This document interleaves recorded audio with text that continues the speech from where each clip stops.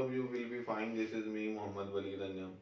Today we are going to discuss our next topic, which is wave nature of particles. हमारे पास particle की wave nature की discussion आज के हम lecture में करेंगे। हमारे पास इस टॉपिक को समझने के लिए बहुत ही आसान सा कॉन्सेप्ट ये है कि पार्टिकल्स जो होते हैं वो एक वेव करैक्टर पोजेस करते हैं। इसके बारे में हमें ये सबसे पहली लाइन जो बुक पे लिखी हुई है वो यही है कि light has dual nature.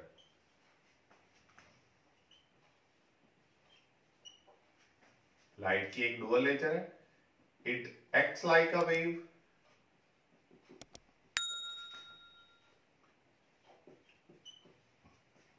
And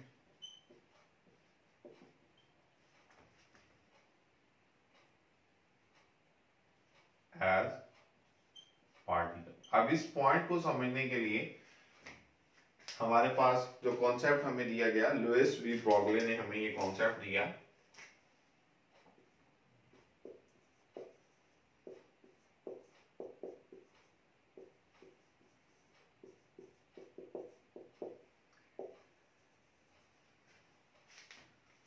उस कॉन्सेप्ट के मुताबिक ये था कि जो पार्टिकल्स हैं, ऑल्दो उनका एक मोमेंटम होता है, यहां पे हम कॉन्सेप्ट लिखेंगे मोमेंटम ऑफ पार्टिकल। कोई भी एक ऑब्जेक्ट जिसका मास m है और वो v वेलोसिटी से अगर मूव कर रहा है तो उसका एक मोमेंटम होगा जिसको हम कहेंगे p इक्वल्स टू mv। इसी तरह से स्टूडेंट अगर हम बात करें किसी एक फोटॉन की, हम ये कहते हैं कि जो हमारे पास मोमेंटम ऑफ द फोटॉन होता है p इक्वल्स टू, ये हम लोग पढ़ के आ चुके हैं, p equals to h over lambda.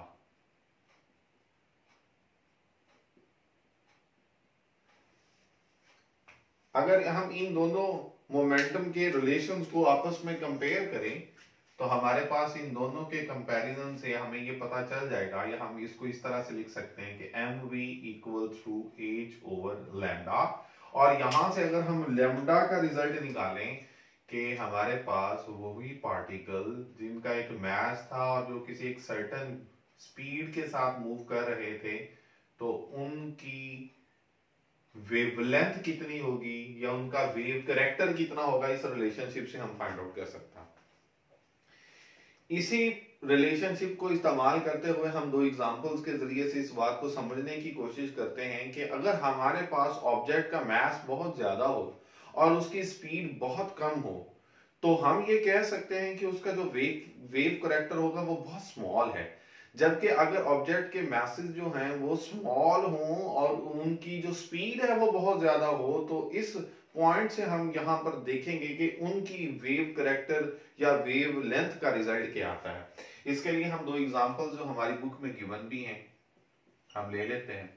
First example में ये कंसीडर किया गया है कि एक बुलेट है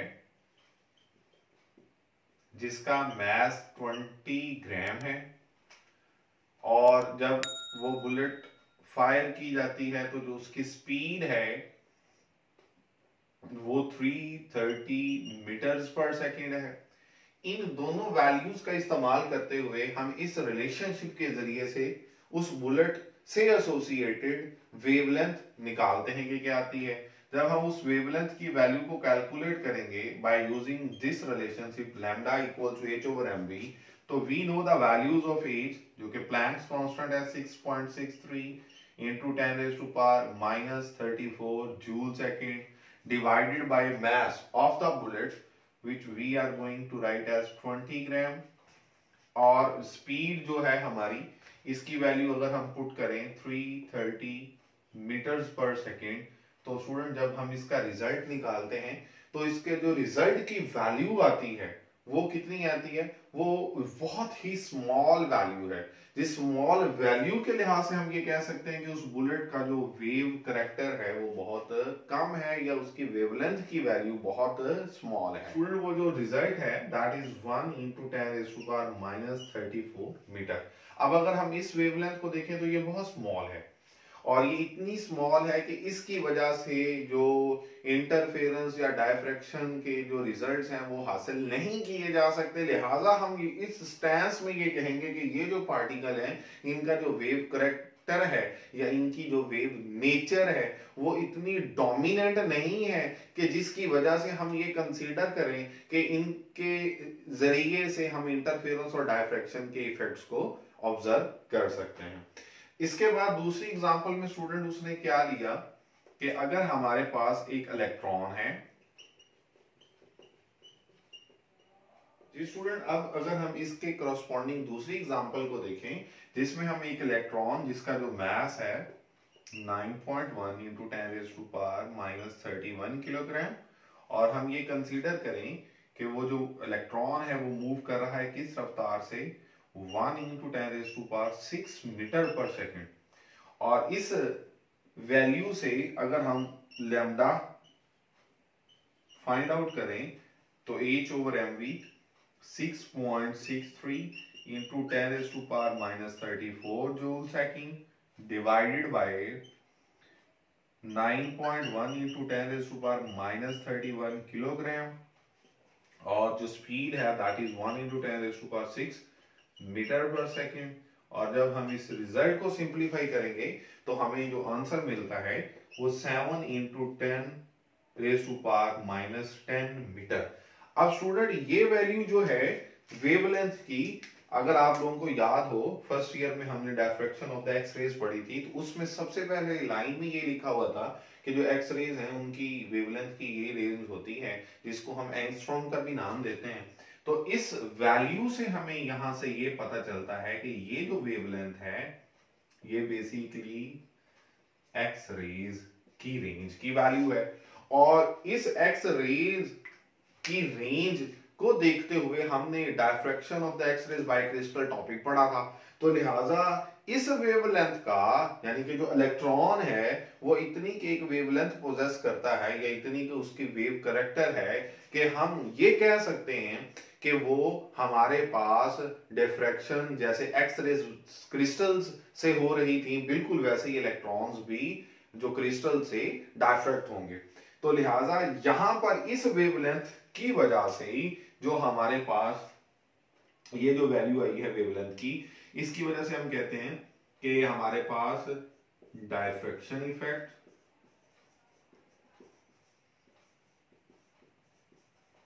और interference effect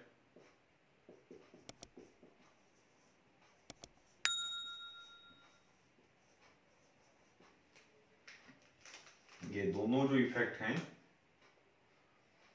measurable and detectable.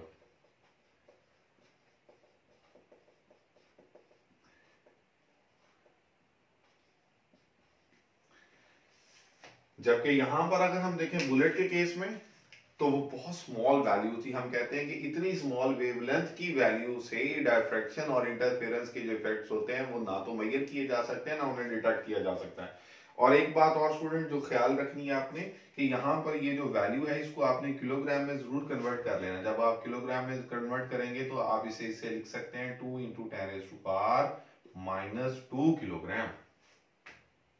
ठीक है ना स्टूडेंट, तो ये जरूर आपने कन्वर्जन कर लेनी है। समटाइम फिर स्टूडेंट इस चीज को देखते हैं कि सर रिजल्ट ठीक नहीं आ रहा, तो ये हमारा जो टॉपिक था इसी से रेलिवेंट हम कहते हैं कि जो हमारी एग्जांपल भी हैं वो भी हम देख लेते हैं। स्टूडेंट अब हम इसके साथ ही जो एग्जांपल है चैप्टर नंबर 19 की इसी टॉपिक के साथ ही देख लेते हैं जी। पहली एग्जांपल जो है जो हमने करनी है 19.4 एग्जांपल, उसकी स्टेटमेंट है assuming you radiate as does black body at your body temperature of about 37 degree Celsius. हमें जो टेम्परेचर की वैल्यू गिवन है दैट इज 37 डिग्री सेल्सियस, और अगर हम इसमें 273 ऐड करें तो ये केल्विन में आ जाएगा, और स्टूडेंट फिर हमारा रिजल्ट क्या आएगा, फिर हमारा रिजल्ट आ जाएगा 310 केल्विन। ये हमारे पास टेम्परेचर की वैल्यू आ जाएगी। उसके बाद वो कहता है कि at what wavelength do you emit the most energy, किस वेवलेंथ पर आप सबसे ज्यादा एनर्जी रेडिएट करते हैं वो वेवलेंथ हमने फाइंड आउट करनी है। यानी कि हमने यहां पर लैम्डा मैक्स की वैल्यू फाइंड आउट करनी है। स्टूडेंट हम लोगों ने एक रिजल्ट पढ़ा था जिसके अकॉर्डिंगली हमने ये कहा था कि जो प्रोडक्ट होता है लैम्डा मैक्स का और हमारे पास टेम्परेचर का, ये हमेशा क्या रहता है, कांस्टेंट रहता है। और उस कांस्टेंट को हमने क्या नाम दिया था, वीन्स कांस्टेंट का नाम दिया था।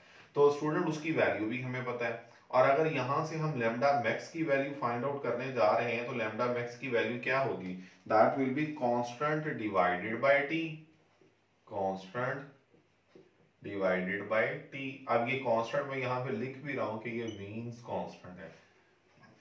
और अगर हम यहाँ पे उसकी वैल्यू पुट करें जो कि क्या थी 2.9 into 10⁻³ metre kelvin divided by temperature जो कि कितना है इस केस में हमें गिवन 310 केल्विन। और जब हम इसको सिंपलीफाई करेंगे तो जो हमारे पास मैक्सिमम वेवलेंथ का रिजल्ट आएगा स्टूडेंट, उसकी वैल्यू आ जाएगी हमारे पास 9.3 into 10⁻⁻6 metre, which can be written as 9.35 micrometre, क्योंकि 10⁻³ को हम क्या लिख सकते हैं, माइक्रो लिख सकते हैं। तो ये हमारा स्टूडेंट उसका रिजल्ट आ जाएगा। इसी तरह से हमारी जो नेक्स्ट एग्जांपल है उसकी स्टेटमेंट हम देख लेते हैं। एग्जांपल है हमारी जो नेक्स्ट, दैट इज 19.5। उसका स्टूडेंट हमें क्या डाटा गिवन है देख लेते हैं। 19.5 एग्जांपल की स्टेटमेंट के मुताबिक, what is the energy of the photon in a beam of infrared radiation of wavelength 1240 nanometre. हमें जो वेवलेंथ गिवन है, कितनी गिवन है, 1240 नैनोमीटर। हमने एनर्जी की वैल्यू फाइंड आउट करनी है। तो वेवलेंथ इज इक्वल्स टू 1240 और नैनो की जगह पर हम 10⁻⁻9 लिख सकते हैं। तो ये हमारी वेवलेंथ आ गई। और एनर्जी की वैल्यू हमें चूंकि फाइंड आउट करनी है तो हम लोग स्टूडेंट ये बात पढ़ चुके हैं, E is equals to HF और F की जगह पे हम क्या लिख सकते हैं, C ओवर लैम्डा। तो हमारा ये रिलेशनशिप बन जाता था E is equals to HC over lambda. अब स्टूडेंट इसमें अगर हम सिर्फ वैल्यूज पुट करें, एच की वैल्यू हमें पता है Planck's constant 6.63 into 10⁻⁻34 joule second. और सी की वैल्यू हमें पता है कितनी है, 3 into 10⁸8 मीटर पर सेकंड डिवाइडेड बाय वेवलेंथ की वैल्यू हमें गिवन है 1240 into 10⁻⁻9 मीटर।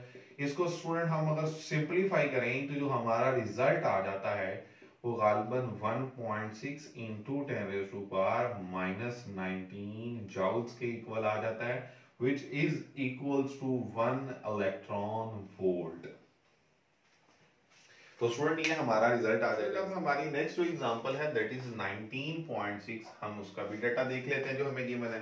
स्टेटमेंट में है sodium surface is illuminated with light of wavelength 300 nanometre. हमें सोडियम सरफेस को इल्यूमिनेट किया एक लाइट से which is equals to 300 nanometre, उसकी वेवलेंथ है which can be written as 300 into 10⁻⁻9 metre. हमें क्या फाइंड आउट करना है, the work function of sodium metal is 2.46 electron volt. Sodium का जो वर्क फंक्शन है that is equals to 2.46 electron volt. और स्टूडेंट अगर हम इसको जूल्स में कन्वर्ट करना चाहें तो वो भी कन्वर्ट कर सकते हैं। कैसे कन्वर्ट कर सकते हैं, 2.46 और 1 इलेक्ट्रॉन वोल्ट हमने पढ़ा हुआ है किसके इक्वल होता है, 1.6 into 10⁻⁻19 जूल्स। तो हमारा उसका वर्क फंक्शन का भी रिजल्ट आ जाएगा जो कि जूल्स में आ जाएगा। हमने मालूम क्या करना है, हमने मालूम ये करना है कि find the maximum kinetic energy of ejected electrons के जो इलेक्ट्रॉन इमिट होते हैं, इजेक्ट होते हैं, उनकी मैक्सिमम काइनेटिक एनर्जी क्या होगी। यहां पे हम लिख लेते हैं to determine kinetic energy maximum of ejected electrons. तो स्टूडेंट हमने एक रिलेशनशिप ये पढ़ा हुआ था कि जो इंसिडेंट फोटोन होता है उसकी एनर्जी को हम HF से रिप्रेजेंट करते हैं और वो किसके बराबर होती है, वो बराबर होती है work function plus kinetic energy maximum. अब अगर हम देखें तो हमने चूंकि kinetic energy maximum find out करनी है, तो हम इसको ऐसे लिख सकते हैं HF, और ये जो वर्क फंक्शन है ये इधर आके माइनस हो जाएगा वर्क फंक्शन। और स्टूडेंट वर्क फंक्शन को रिप्रेजेंट हम किससे करते थे? वर्क फंक्शन को हम रिप्रेजेंट करते थे फाई से। तो हमारे पास जो काइनेटिक एनर्जी मैक्सिमम का रिजल्ट आएगा वो हम देख लेते हैं क्या है। हमें जो इंसिडेंट फोटॉन है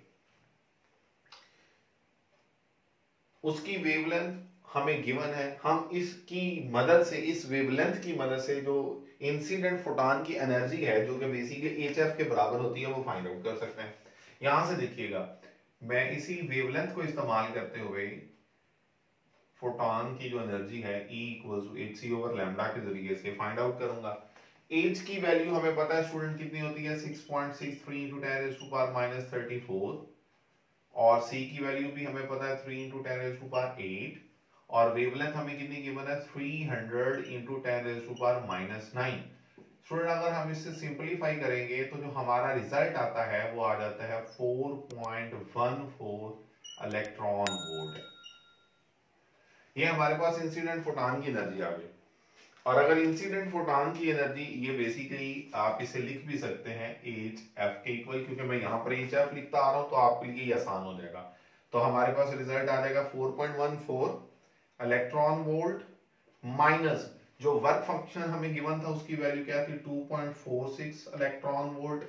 जब हम इन दोनों को सब्ट्रैक्ट करेंगे तो हमारा रिजल्ट आ जाएगा 1.68 इलेक्ट्रॉन वोल्ट। हमारा आंसर आ जाएगा, ये काइनेटिक एनर्जी मैक्सिमम का रिजल्ट हो। इसी के बाद हमारा जो सेकंड पॉइंट था वो हमने क्या फाइंड आउट करना है? वो हमने फाइंड आउट करना है determine the cut off wavelength for the sodium. Sodium की जो कट ऑफ वेवलेंथ है उसकी वैल्यू कितनी आती है वो हमने लिखनी है। कट ऑफ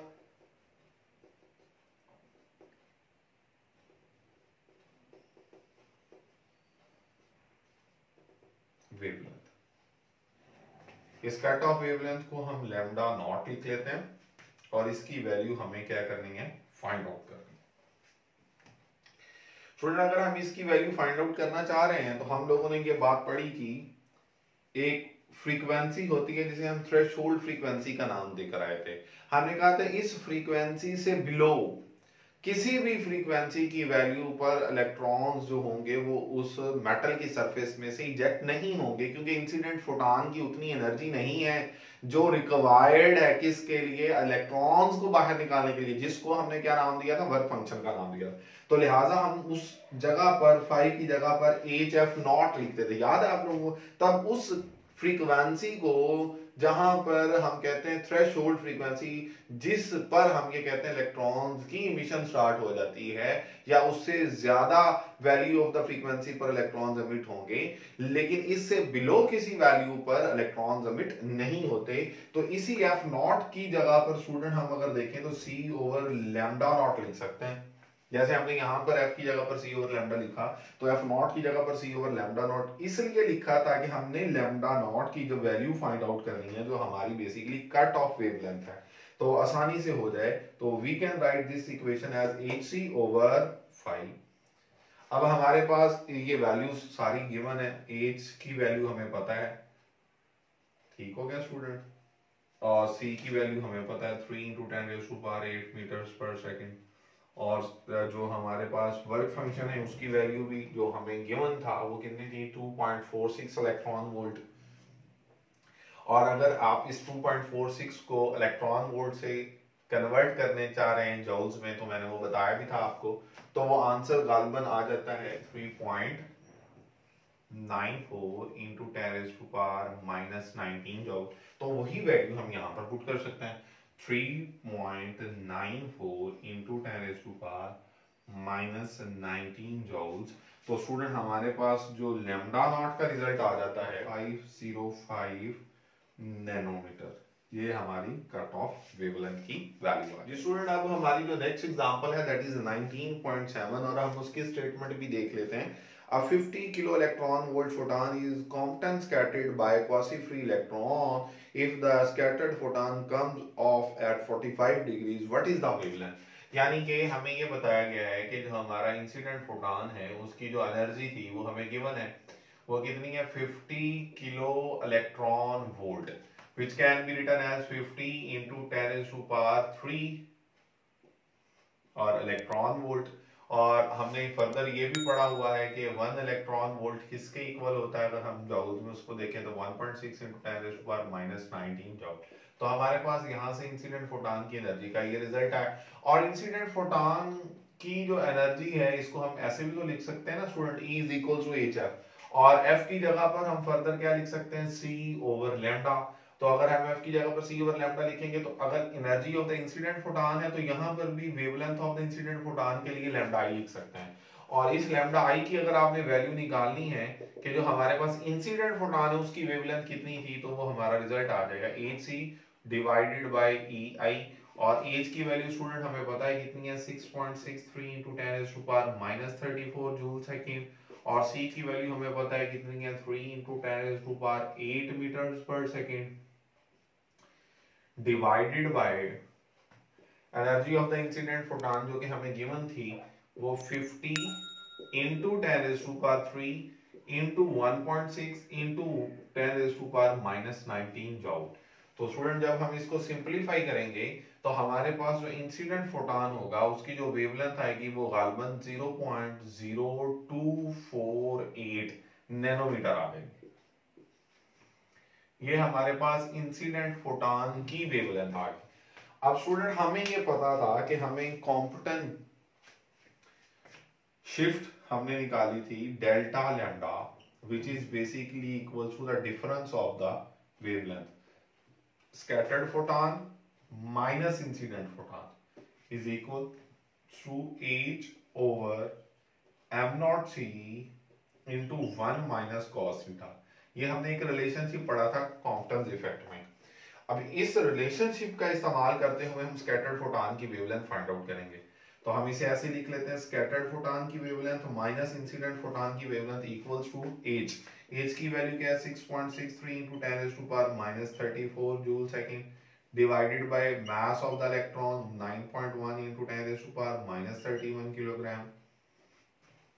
और हमारे पास C की क्या वैल्यू थी, 3 into 10 raised to power 8 meters per second into 1 minus cos theta की वैल्यू कितनी है, 45 डिग्रीज।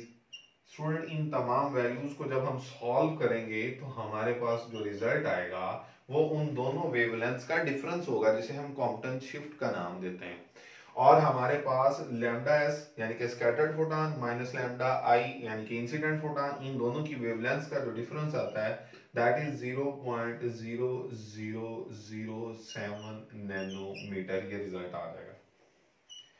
अच्छा, अगर इस रिजल्ट को हम अगर देखें तो चूंकि इंसिडेंट फोटॉन की वेवलेंथ तो हम निकाल चुके हैं तो बड़ी आसानी के साथ यहाँ पे स्कैटर्ड की वैल्यू निकल सकती है, क्योंकि इंसिडेंट की वैल्यू को हम उधर जाकर प्लस कर देंगे तो 0.007 नैनोमीटर प्लस ये हमारे पास इंसिडेंट की क्या वैल्यू आई थी 0.0248 नैनोमीटर।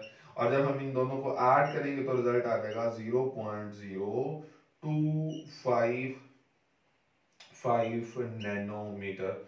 जो रिजल्ट हमें ये इंडिकेट भी कर रहा है कि जो स्कैटर्ड फोटॉन है उनकी वेवलेंथ 0.0255 और जो इंसिडेंट फोटॉन थी जिसकी वेवलेंथ 0.0248 ये कम है और स्कैटर्ड फोटॉन की वेवलेंथ ज्यादा है। तो स्टूडेंट ये हमारे पास इसी चैप्टर नंबर 19 की जो एग्जांपल्स थी साथ में हमने ये भी डिस्कस कर ली हैं। This is it for today's lecture and I hope all the points which we discussed in today's lecture are quite easy and easy to understand as well. So please don't forget to like and subscribe my channel. Student, this is it for today's lecture and I hope all the things which we discussed in today's lecture can be clearly understood. Please don't forget to like and subscribe my channel. Thank you very much. Allah Hafiz.